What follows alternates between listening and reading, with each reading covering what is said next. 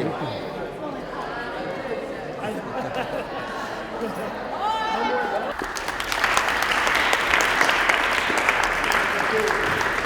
Thank you, Mr. Baez. Good morning. Good morning. How do you feel today? Down? Why? All right. You feel good.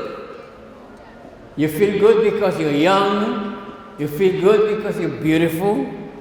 You feel good because you're intelligent. And let me tell you something else. Whether you believe it or not, whether you heard it before or not, each and every one of you is a genius. And we're going to prove that in a little while. You're a genius. You may not feel good, but you're a genius. All right. The truth of the matter is that you are a very, very impressive audience. I'm impressed with you. And what I said before, that you're a genius, is the truth. You're intelligent, of course, you're a genius. Now, what are we doing here today? First, as I look around this audience, what do I see? I see future sports professionals, arts, music, all kinds of sports and art. I see doctors and I see lawyers. I see teachers, engineers, scientists. Don't kid yourself. That's what you represent. You represent the future. You are our future leaders. And what are we doing here today? Well, you're participating in a program called Reaching Our Dreams. The program consists of inviting prominent people to share with you some of their life experiences. You will find out that life is not as easy as you may think. At your age, you live in a world of fantasy. You're going to hear today some realities of life. And reality number one is that you are a genius. Whether you believe it or not, each and every one of you is a genius. Now, we invite prominent people from the community, successful people, to share with you some of their life experiences. That's their job. My job is to prepare the audience for them and then introduce them. Their job is to share with you some of their life experiences. Your job is to listen and make mental notes, because something wonderful is going to happen. You're going to be invited to write an essay. Wow! You just proved to me again how normal are you. When I was your age, you think I like to write? Ask any of the teachers at your age. No. You live in a world of fantasy. You think that all you have to do is say abracadabra and success comes to you in a silver platter from heaven. That's not the reality of life. Yes, you're going to be invited to write an essay. You don't have to accept that invitation. You're going to be invited. You don't have to accept that invitation. You could choose not to write the essays. However, shall you choose not to write that essays, now you deny yourself the opportunity to participate in a contest. Let me tell you why. The school administration will give me the 10 best essays of all the essays you write. And then, in my office, we select the best 5 of the 10 essays. And the authors of the best 5 essays will be invited to a brunch with your parents, your brothers and sisters in a very nice restaurant. See, life is about choices and consequences. I'm going to extend an invitation. You could choose not to accept the invitation. Now you deny yourself the opportunity to be invited to a brunch in a beautiful restaurant with your parents and your brothers and sisters. And the guest speakers will be there to present you with an award. How's that? Now, what I'd like to know is, of this beautiful audience, where are the 5 youngsters that I'm going to be inviting to a brunch on a Saturday with your family? Let me see those hands. All right. Terrific. Well, let's see what happens in a little later. Now, how many of you have dreams? Don't forget, the program is called Reaching Our Dreams. So the question is, how many of you have dreams? Who's got a dream? Let me see those hands. Terrific. You should all have dreams. What you're going to learn here today is that there is a big difference between a dream and a wish. A wish is a myth. A dream is something that you work to accomplish. When I was your age, I wanted to be an interior designer. That was a dream. My father in Puerto Rico was an architect. I wanted to be an interior designer. And I worked very hard, and I became an interior designer. That's a work. A wish is different. I wish I was as handsome as you, Mr. Bias, but that's not the reality of life. I wish I was young like you, that's not the reality of life. I'm 80, close to 89 years of age. So I'm not young, and I'm not as good looking as your principal is, because that was a wish. A wish is a myth. A dream is something that you work for it to make it come true. And you may say, well, Mr. Torres, I have a dream. I want to be a doctor. I want to be a scientist. I want to be a movie actor. But my family don't have the finances to help me through college. Well, not so fast. Not so fast. I know many youngsters that are right now attending Ivy League colleges, universities such as Harvard, through scholarships. You know why? Because your academic future starts right now. Your grades today determine what college will accept you. Am I right, Mr. Bias, or wrong? What college? Let me put it this way.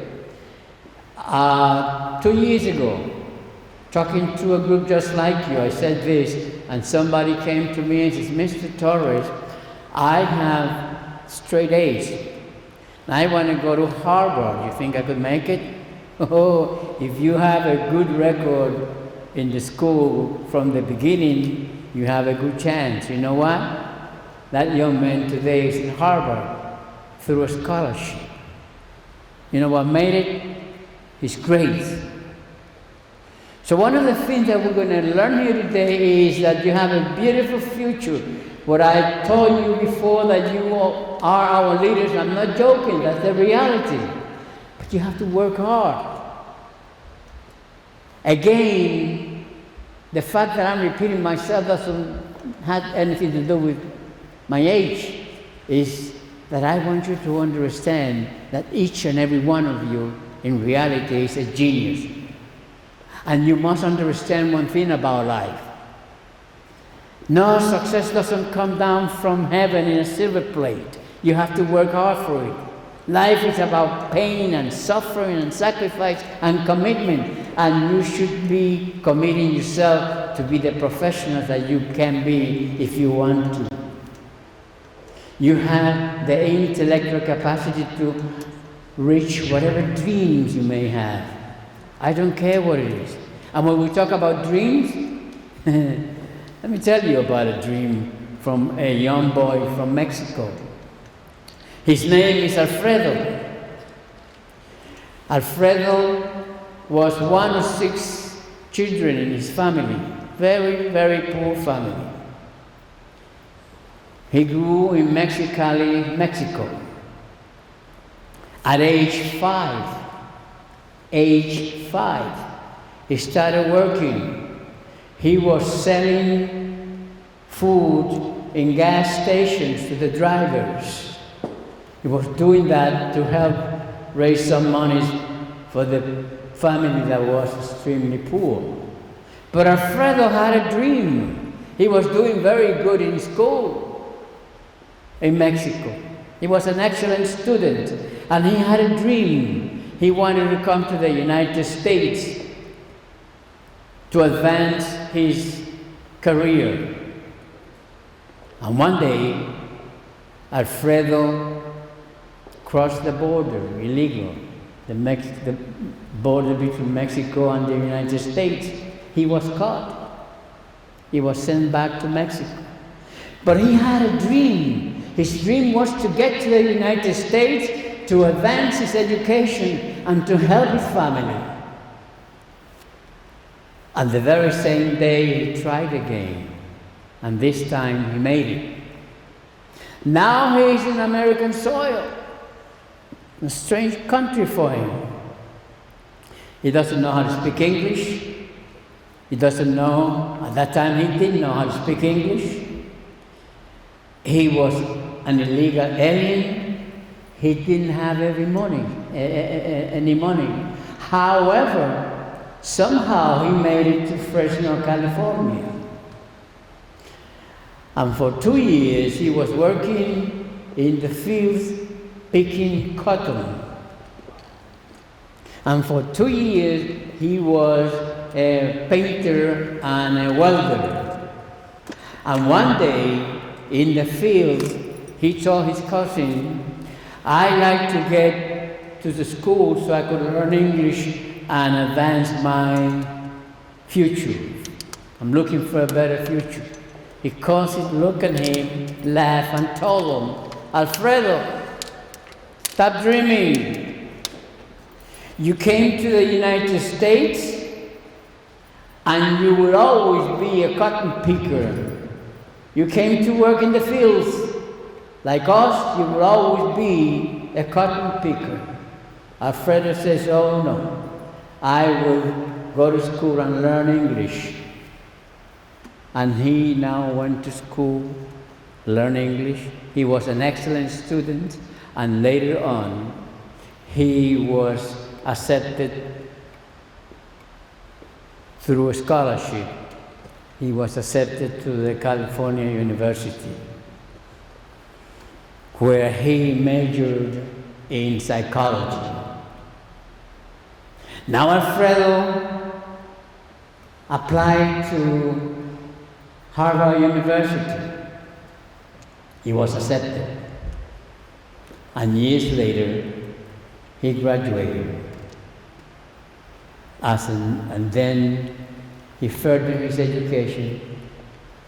And today, Alfredo is he's known as Mr. Q, a Dr. Q, Alfredo Quiñones, one of the United States' top neurosurgeons, one of America's top neurosurgeons. Now let me put it this way. There are in this room a lot of professionals, surgeons, neurosurgeons, all kinds of professionals in the field of medicine. That's what I see when I look at you. That's what you are and you represent. And I want you to take this very seriously. You really represent the future. You really will be our leaders in every field there is. whether it's in education, whether it's in politics, whether it's in science. That's what I see when I look at you. There are a lot of Alfredo Quiñones in this room. This is Mr. Quiñones, Dr. Quiñones. Very poor family. At age 5, he was already working to help his family make some extra monies. None of you have to be working. None of you have started work at age 5, I suppose, to help your families. But you know what? You do have a big responsibility. Your mother and fathers and parents have the responsibility of providing for you shelter, clothing, food, and modeling for you so you could be the citizens, the adults that you would be, excellent citizens. Your responsibility is to discipline yourself in the school, to listen to the teachers, to respect yourself, to love yourself, to believe in yourself. How many of you believe in yourself? Let me see those hands. Terrific. You should all believe in yourself. You know why? Because in essence, if I ask you, what is your name? And you're going to tell me, my name is John Doe. All right. That's how you are identified in our society, by John Doe. In essence, in reality, what you are a portion of the essence of God. You are a portion of the essence of God. That's why you are a genius, whether you believe it or not, whether you accept it or not. Each and every one of you is a genius with a tremendous intellect. You have no limited brains other than those that you implant in it. You could accomplish whatever dream you like to accomplish. And now, talking about dreams, let me introduce to you a young lady that do have a very high position within a big insurance company. She didn't get to that position because she looks like a princess. She worked very hard for it. And she disciplined herself. And when you discipline yourself and when you have a dream and you're willing to work hard for it, to dedicate your life to make that dream come true, believe me, it's going to happen. But it takes certain steps that we're going to be discussing later. In the meantime, I want you to give a big round of applause to Maylene Colon. She looks like a princess. Me, because in actuality, my dream was really to be a princess, so I will always live through that with at least him. So thanks everybody for being here. I know I'm taking you guys away from your classes, but when Johnny asked me to participate in today's role model session, I was really excited and honored, of course, because I think it's really important for us to share with you guys exactly, all the things that are important, as you kind of go through school and lessons. And I have a 7th grade, daughter, so of course I asked her, what do I say? I don't want to bore these kids to death. And she's like, please, just don't try to talk like us, don't go on too much. So I promise I will keep this short and brief. And I really, was allowed to basically say whatever I wanted, so I figured I would just basically leave you guys with 2 observations or lessons that have really helped me in my life and to this point, and I think it's something that I'm always kind of learning. So the first is, if you don't know what you want to be, at least figure out what you don't want to be. And I say that because it's not like I always knew what I wanted to be. I think I just always had this feeling that I always wanted to be more. My parents moved to the United States from Puerto Rico when I was about 4 years old, so I grew up in a very conservative, traditional Puerto Rican household, which basically meant that my brother and I had very specific roles. And my role was to help my mother clean the house, to do the dishes. I think from the time I was 4 years old, I was, carrying a broom and helping with the laundry. And my brother was the princess. I mean, essentially, he basically did none of those things. He was more responsible for watching over me, which I found was weird because he was always kind of like locked in his room. But I also, in that same time, was like learning English through TV because we grew up, we ended up moving from Patterson to a town where basically we were the only Hispanic family. And what I saw on TV oftentimes were that the women that were in the different shows always had the same role. They were the maid, they were the nanny. At one point it was almost like a game. I'd be like, I wonder what the nanny's name is going to be, or the housekeeper's name. And it was always Margarita or Rosalinda, and it always used to really annoy me, even at such a young age. And I knew no disrespect to those jobs. Those are hardworking jobs and hard people, but I just knew that I wanted to do something different. That carried me through some really difficult times. I'll tell you, just kind of having that sort of certainty and confidence and knowing that no matter what was presented to me, that I would be able to overcome that, just knowing that I could do whatever I wanted to do. So when I went into college, super excited, I ended up having my son at 19 years old.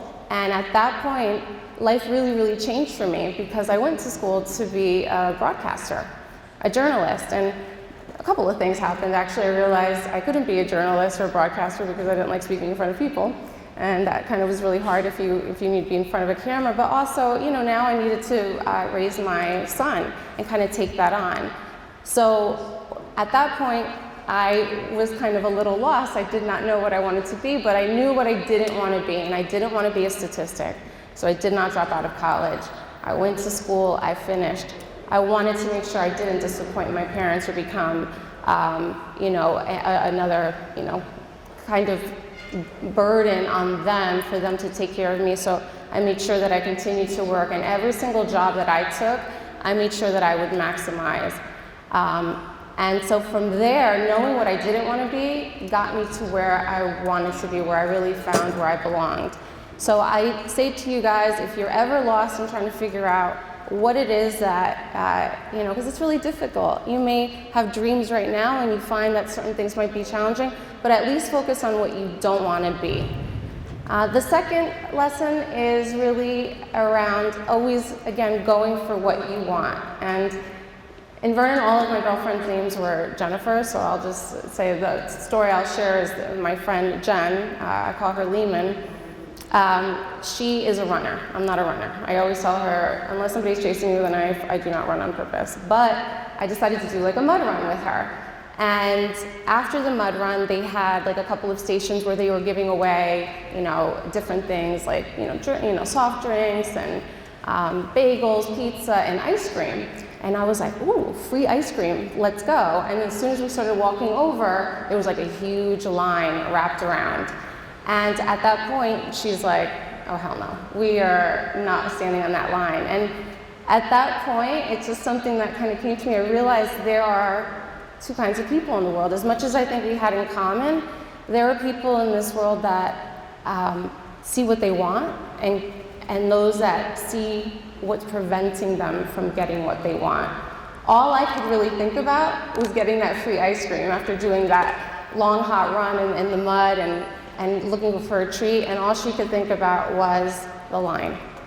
So I say to you guys again, Johnny just invited you to do an essay, to be part of a really special program and a bunch of alumni in it that you get to share with your family. So are you going to be the person that looks to be part of that, or looks at the challenge of coming up with an essay and submitting it? So hopefully you guys will see the latter.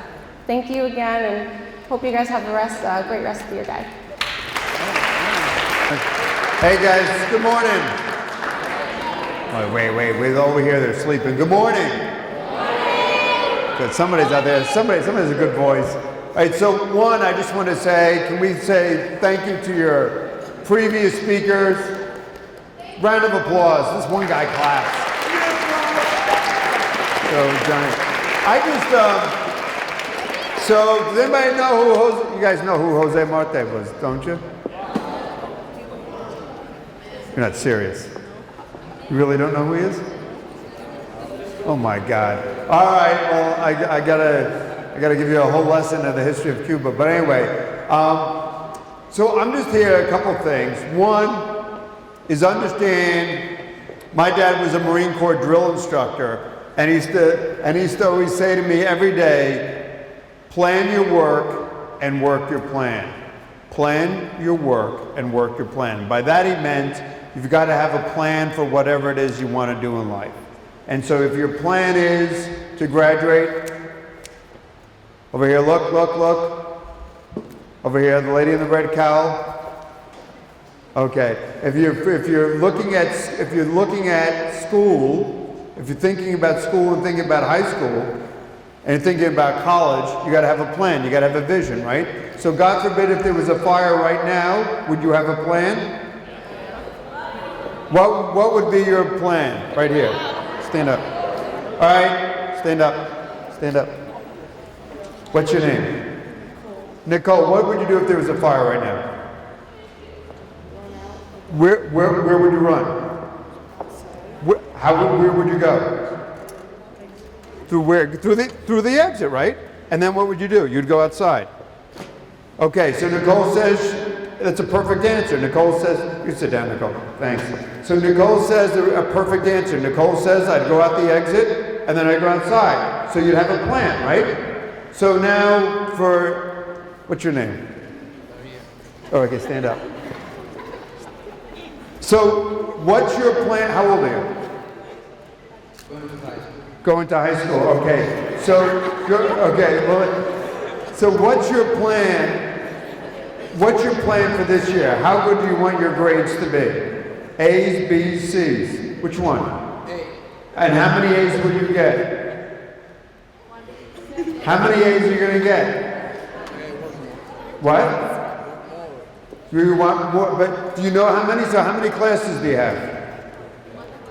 ¿Cuántas clases tiene? Gracias. You have 5. How many A's are you going to get? 4. Hey. All right. Gracias. Thank you. 4 A's. You heard it. All right. Now stand up. Yeah. Come on. Por favor. Come on. Marine. Come on. You have to. No. Stand up. You got your stuff together. I can tell. What's your name? Santa. All right. What's your goal after you graduate high school? Got a job? Do you want to go? You don't want to go to college? Yeah. Well, like you just said, because I didn't get the question. You didn't get the question. It's a trick question. What do you want to do after high school? What do you want to do after high school? All right. And what do you want to study? Turn around so everybody can see your beautiful face. And what do you want to do? What do you want to do in college? I don't know. What do you think? I'm still thinking. You're still thinking. And you want to get a degree? Yeah. Okay, sit down.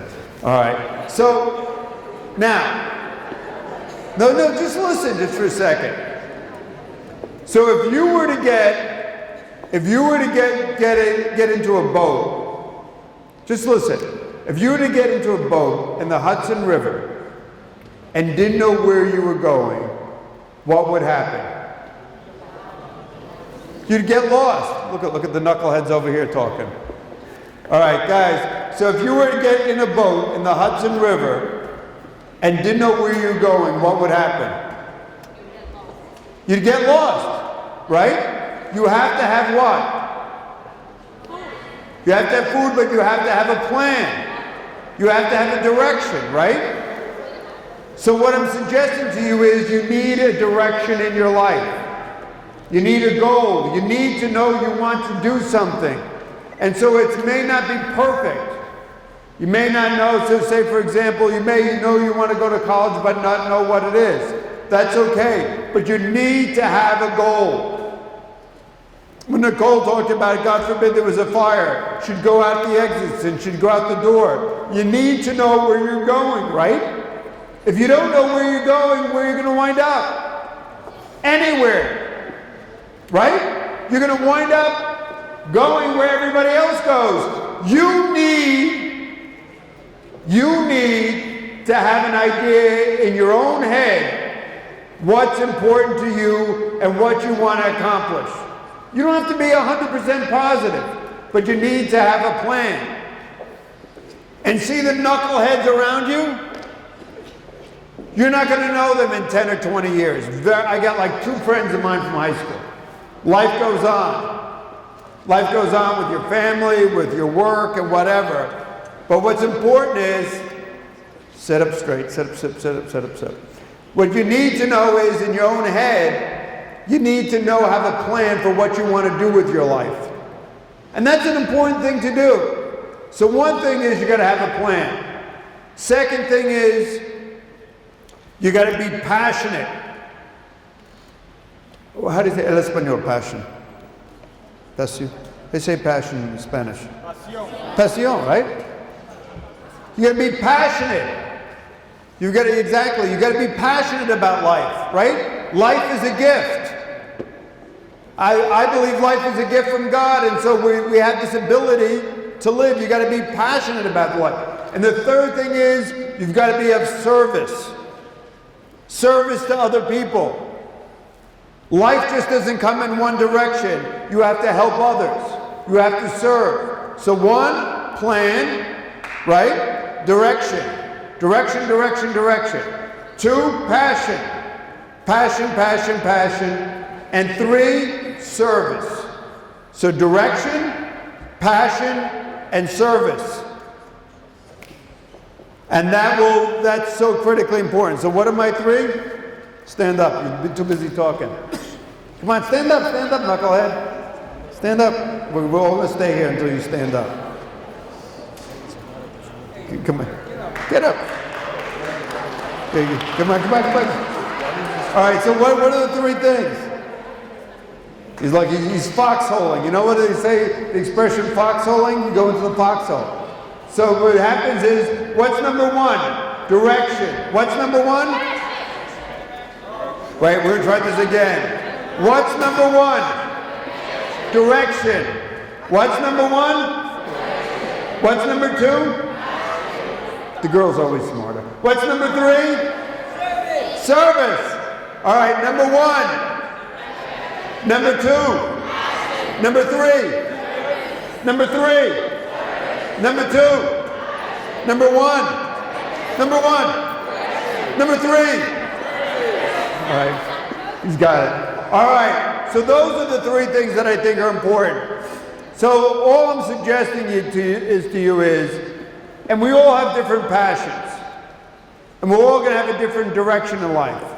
God willing, we serve our community, we serve our families, you serve someday, God, if you're blessed, your children, you serve your parents, but you need to think in your own mind, carefully and quietly, how you want to be of service to this world. And don't let anybody limit your dreams. You should have the capacity to dream great dreams. So 1 is direction, 2 is passion, 3 is service. Thank you very much. God bless you.